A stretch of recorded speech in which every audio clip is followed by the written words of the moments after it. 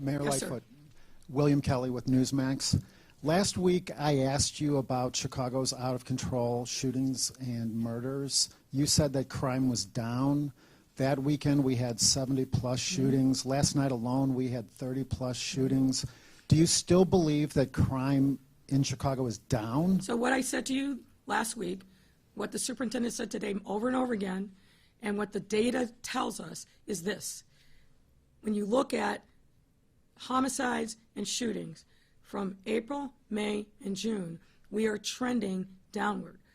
Is anybody satisfied with where we are? No. But the data is the data, and it is absolutely trending down. And I know from my conversations with other mayors across the country, every major city in the United States since 2020 is seeing a surge in violence. New York, LA, Atlanta, DC, across the board. But what we are seeing here in Chicago is a downward trend, both in homicides and in shooting. Again, are we satisfied?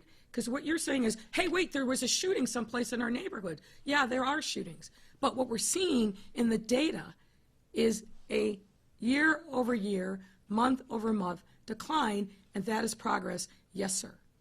Comparing last night's 30-plus shootings to last year when we had an out-of-control race riot in which almost every member of the city of Chicago was, in fact, a victim, seems to be playing with those numbers just a little bit.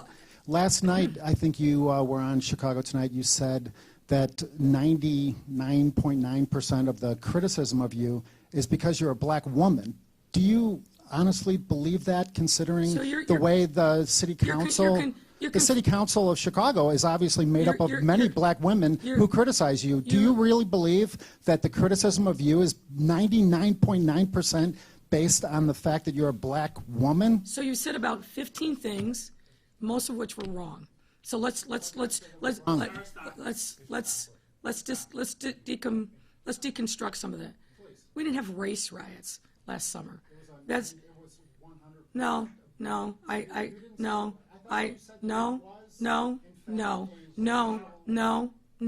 You're wrong, sir. You're wrong. You're wrong. And I know that you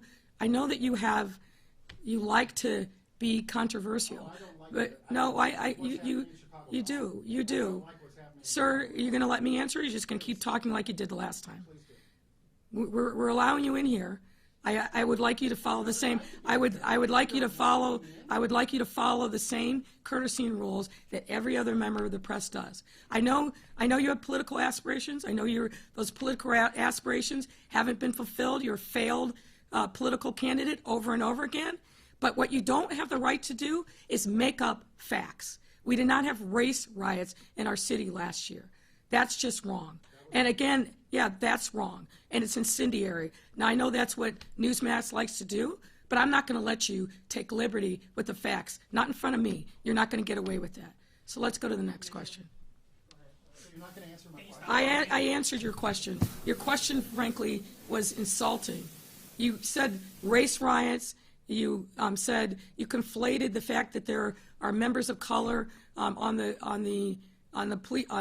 city council, and that somehow I don't have a right to say, as a black woman, as a lesbian, that I don't believe, my belief that some of the criticism is based solely on the basis of my gender and my race.